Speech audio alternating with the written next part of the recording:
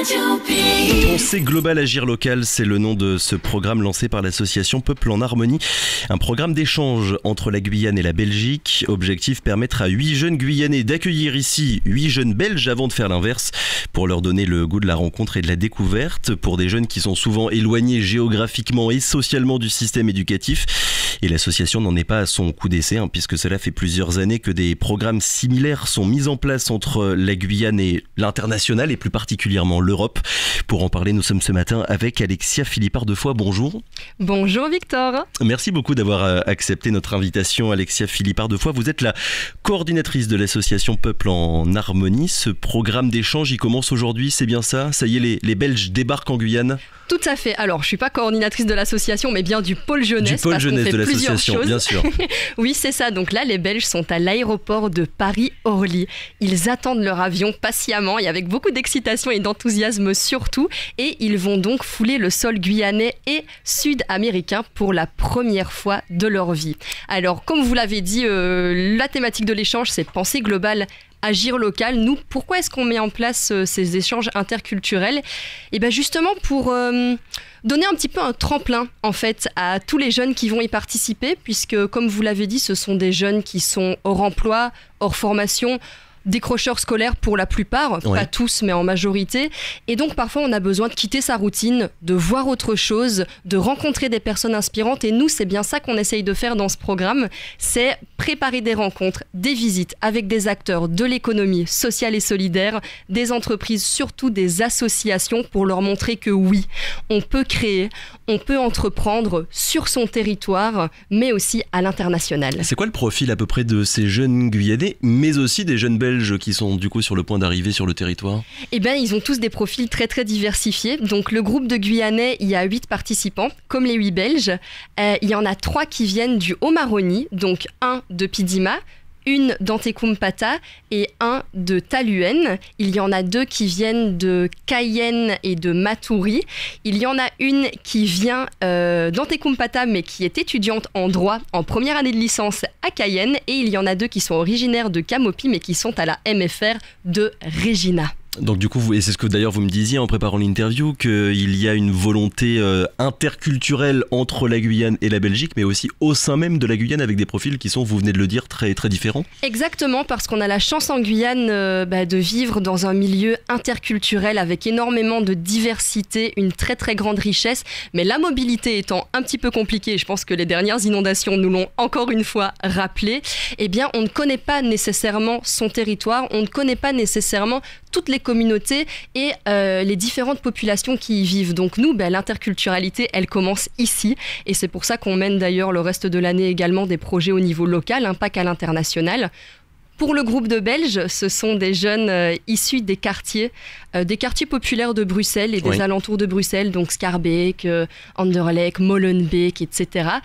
Et donc pour eux, c'est également une première expérience de mobilité parce que, comme dans la plupart des quartiers, ils restent souvent chez eux. Et là, ça va être la grande aventure. Pour eux, comme pour les Guyanais. Pourquoi la Belgique? Pourquoi avoir spécifiquement choisi ce pays-là en particulier? La Belgique, déjà parce que le fait que ce soit un espace francophone, en tout cas en partie... Ça facilite les choses, évidemment. Ouais. Exactement, puisque je le rappelle, nous, notre objectif, c'est vraiment un objectif d'inclusion, que tout le monde puisse participer.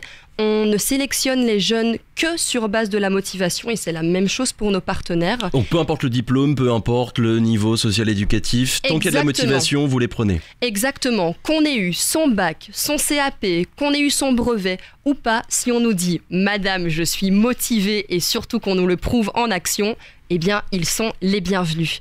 Donc pourquoi la Belgique? Pour répondre à la question, c'est parce que ça a été notre premier partenaire. Tout simplement. Donc on a commencé à travailler avec Solidarcité et Java en 2016. Oui. C'est d'ailleurs chez Solidarité qu'on a envoyé le tout premier volontaire guyanais à avoir participé à un volontariat européen. Volontariat européen d'ailleurs, j'aimerais que vous en disiez quelques mots parce que ça peut paraître obscur pour beaucoup de personnes. Oui. C'est quoi précisément? Tout à fait. C'est vrai que c'est un peu obscur comme terme quand on ne connaît pas. Donc le volontariat européen, en fait, c'est un dispositif qui s'appelle le Corps européen de solidarité pour être exact. Je le mentionne car vous pouvez aller sur Internet, vous inscrire, vous créer un profil et voir les différentes opportunités qui y sont proposées. Donc le Corps européen de solidarité. Et c'est un programme qui permet d'aller soutenir une association dans un pays d'Europe, donc un autre pays que le sien. Un Français ne peut pas faire un volontariat européen ça semble logique. En France, je le rappelle quand même. Et il faut avoir entre 18 et 29 ans. Et l'avantage, c'est que le voyage est pris en charge, l'hébergement, la nourriture, et on reçoit un petit argent de poche à hauteur de 100-150 euros par mois. Donc ce n'est ni un emploi ni un stage, mais disons que c'est une activité de solidarité tout frais payé. Ça permet de voyager, de rencontrer du monde, de développer ses compétences linguistiques si on part en Espagne, l'espagnol, au Portugal, le portugais. Et on travaille toujours dans une communauté de volontaires européens. Donc on rejoint d'autres volontaires sur une action pour un temps donné entre 1 mois et 1 an. Et puis, c'est une expérience de vie, tout comme l'échange interculturel qu'on organise cette semaine. Alors justement, pour revenir sur cet échange interculturel avec la Belgique, on comprend bien la logique d'échange, d'ouverture sur le monde, de découverte d'une autre culture, mais précisément, qu'est-ce que ces 16 jeunes, 8 Belges, 8 Guyanais vont donc faire au cours de cette semaine, d'abord en Guyane et ensuite en Belgique, parce que ça va s'inverser au mois de mai. Au mois de mai, c'est ça, du 17 au 26 mai, donc le groupe de Guyanais partira rencontrer les Belges qui donc les accueilleront à leur tour. Qu'est-ce qu'on va faire ? Eh bien, comme j'ai déjà dit, on va rencontrer des acteurs de l'économie sociale et solidaire. On va aussi rencontrer des acteurs du développement local. Il va y avoir des visites culturelles, le CSG, le bagne des Anamites, puisqu'on loge à Tonnet-Grande, à Ouoka Village.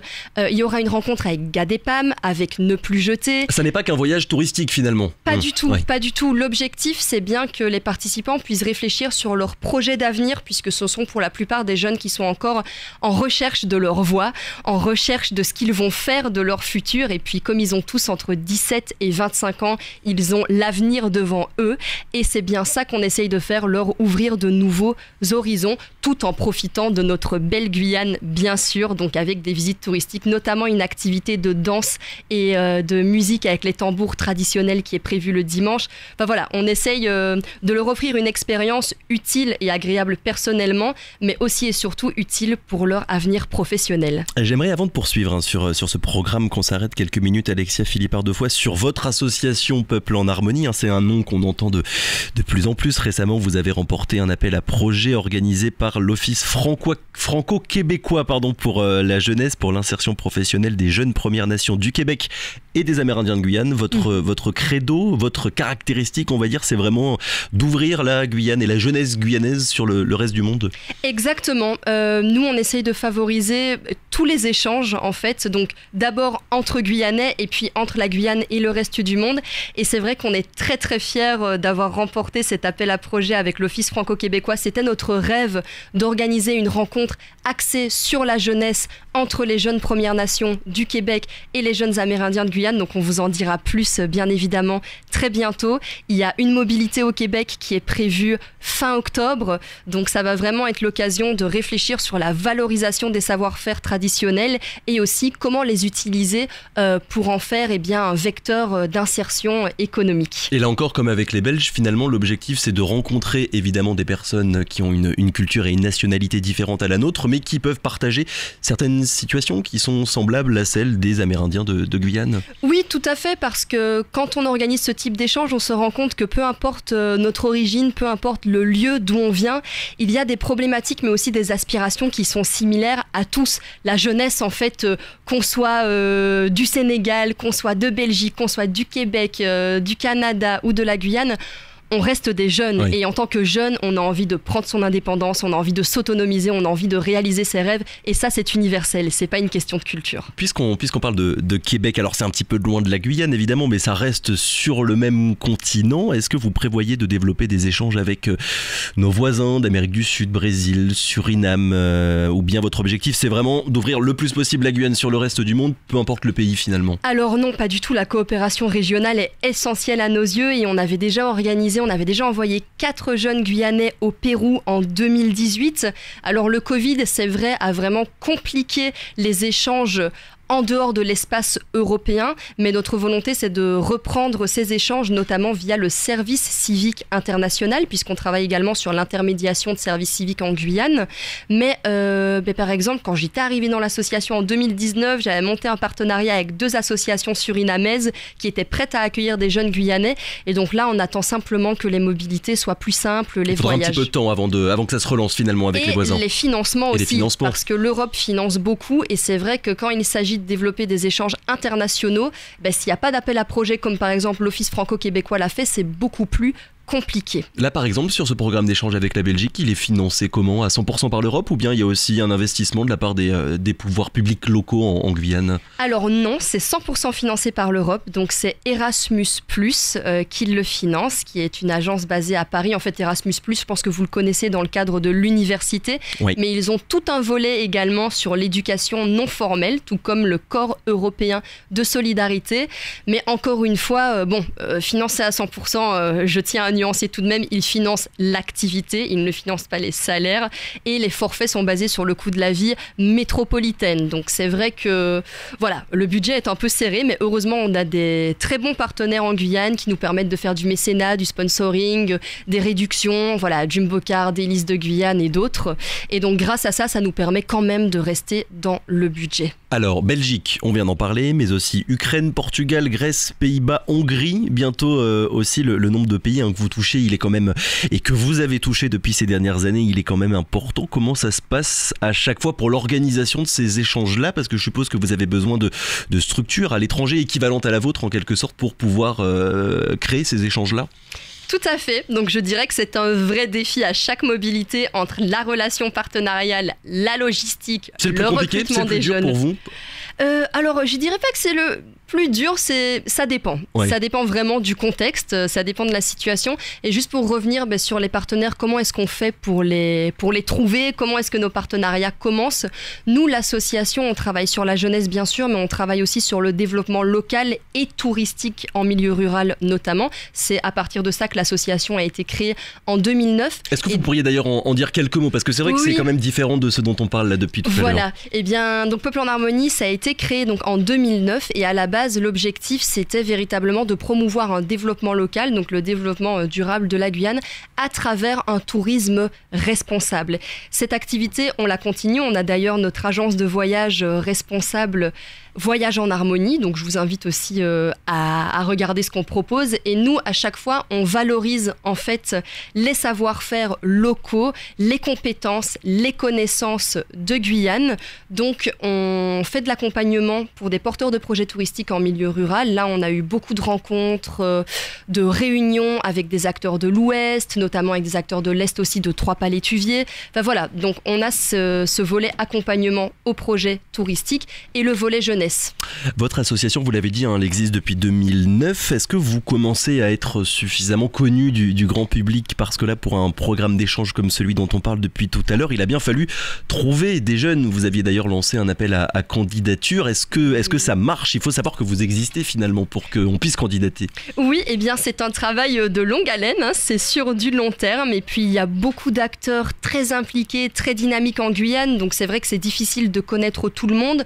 Là, on commence à monter beaucoup de partenariats, donc à être très bien implanté sur tout le territoire.